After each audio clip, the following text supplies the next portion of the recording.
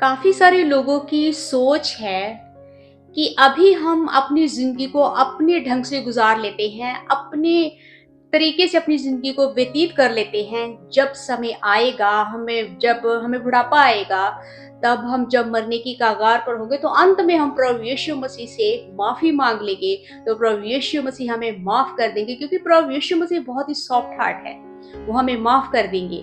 हम ऐसी बातों को सोचकर प्रार्थना ही नहीं करते, हम बाइबल ही नहीं पढ़ते और समय को गँवा देते हैं। तो आपको हम बताएँगे कि सोच कैसी रखनी चाहिए। इस वचन के द्वारा हम सीखेंगे कि हमारी सोच कैसी होनी चाहिए। आइए तो हम वचन खोलते हैं, नीति वचन उसका 6 अध्याय, उसकी 6 आयत से लेके 8 आयत तक हम पढ़ेंगे। हे आलसी, चींटियों के पास जा, उनके काम पर ध्यान दे और बुद्धिमान हो। उनके ना तो कोई न्यायी होता है, ना प्रधान और ना प्रभुता करने वाला, तो भी वे अपने आहार धूप काल में संचय करती हैं और कटनी के समय अपने भोजन वस्तु बटोरती हैं। आमीन। इस वचन के अंदर सुलेमान भी लिखता है कि आलस नहीं करनी चाहिए परमेश्वर के पास जाने के लिए, और परमेश्वर के पास जाकर हमें प्रार्थना और आराधना करनी है। आराधना करने में देरी नहीं करनी चाहिए। यहाँ पर सुलेमान भी लिखता है नीति वचन के अंदर, वो कहता है कि इन चीजों के पीछे भागना, आलस करना, संसारी चीजों के पीछे भागना, ये सब व्यर्थ है। और आलस करके हम वो समय गवा देते हैं जो समय परमेश्वर ने हमें दिया है। हमें शरीर के जिंदा रहते हुए ही हम परमेश्वर की आराधना कर सकते हैं, हम प्रभु यीशु मसीह से अपनी गलतियों की माफी मांग सकते हैं। लेकिन जब हम अंत में हम सोचते हैं कि हमारी जब मौत होने वाली होगी, हम बीमार होंगे, बुढ़ापा आ जाएगा, तब हम परमेश्वर की आराधना करेंगे और तब हम प्रभु यीशु मसीह से अपने गुनाहों की माफी मांग लेंगे, तो वो हमें माफ कर देंगे। और तब प्राण निकल भी गए तो कोई बात नहीं, ये रॉन्ग है। हाँ, प्रभु यीशु मसीह का बहुत ही सॉफ्ट हार्ट है, उनका जो दिल है वो बहुत ही नम्र है, वो बहुत हमसे प्रेम करते हैं। लेकिन ये सोचकर आप प्रभु यीशु मसीह से माफी मांगोगे कि अभी हम अपने ढंग से अपनी जिंदगी को जी लेते हैं, वचन के उलट जी लेते हैं, कोई बात नहीं। और जब हम प्रभु यीशु मसीह से माफी अंत के समय में मांगेंगे, बुढ़ापे में मांगेंगे, तब हमें मिल जाएगी। ऐसा नहीं है। अगर आप ऐसी सोच रखते हो, तो प्रभु यीशु मसीह आपकी गलतियों को कभी माफ नहीं करेंगे। तब परमेश्वर आपको स्वर्ग के अंदर कभी लेकर नहीं जाएंगे, तब आप अपने लिए नरक का दरवाजा खोलते हो। चींटियों से सीखो। चींटियां यहाँ पर एक दृष्टांत के रूप में दर्शाई है कि चींटियां आलस नहीं करती। वो गर्मी के सीजन के अंदर, इतनी गर्मी होने के बावजूद वो सर्दियों के लिए अपना भोजन वस्तु स्टोर कर लेते हैं, भोजन खाना अपना जमा कर लेते हैं, ताकि सर्दियों में हमें भूखा न रहना पड़े। और वो कभी आलस नहीं करती। अगर वो आलस करेंगी तो सर्दियों में वो भूखी मर जाएंगी।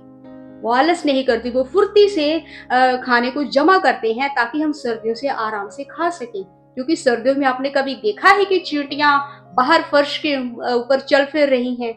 नहीं, वो अंदर छुप कर बैठ जाती है और अपने खाने को स्टोर किया होता है, उस खाने को खाकर अपना जीवन गुजारती हैं। तो इससे हमें सीखना है। ये कभी नहीं सोचना कि बुढ़ापा आएगा तभी हम प्रार्थना करेंगे। आपको पता है कि जवानी के बाद बुढ़ापा आएगा आपको या नहीं आएगा? आपको पता है कि जो समय आप गंवा रहे हो, वो समय आपको मिलेगा भी या नहीं मिलेगा? वचन को पढ़ने का, प्रार्थना करने का, प्रभु यीशु मसीह के नजदीक जाने का नहीं पता। इसलिए अपने समय को नहीं गंवाना है, आलस कभी नहीं करनी है। ये कभी नहीं सोचना कि हम अपनी जिंदगी को अभी अपने ढंग से जी लेते हैं, वचन के उलट चल लिया, कोई बात नहीं। जब हम प्रभु यीशु मसीह से माफी मांगेंगे तो माफी मिल जाएगी। अंत के समय में माफी नहीं। तब आप न्याय के दिन परमेश्वर के सामने जब खड़े होंगे, तो क्या जवाब दोगे आप परमेश्वर को? परमेश्वर कहेंगे, मैंने तुम्हें जीवन दिया था कि तुम अपने गुनाहों से माफी मांगकर वचन के अनुसार अपने जीवन को जियो, लेकिन तुमने तो वचन के अनुसार अपना जीवन ही नहीं जिया। तुम तो मेरे बेटे के पास यानी प्रभु यीशु मसीह के पास तो आए ही नहीं अपने गुनाहों की माफी मांगने के लिए। तो तब नरक की आग में डाले जाओ। इसलिए आलस कभी नहीं करनी है। हमें चींटियों की तरह दलेर बहादुर बनना है और अपने समय को आलस में नहीं गंवाना है। अब हमें नहीं पता कब कब कटने का समय आ जाए, हमें नहीं पता कब कल जो आने वाला समय है वो कैसा है।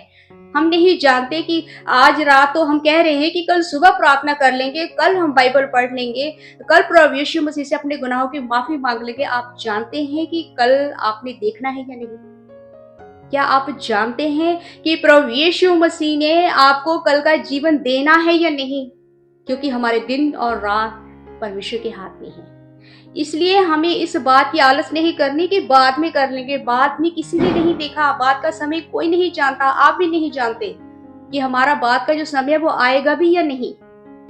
आलस नहीं करनी है, बल्कि अभी उठो, प्रार्थना करो और प्रभु यीशु मसीह से अपने गुनाहों की माफी मांगकर वचनों के अकॉर्डिंग चलो।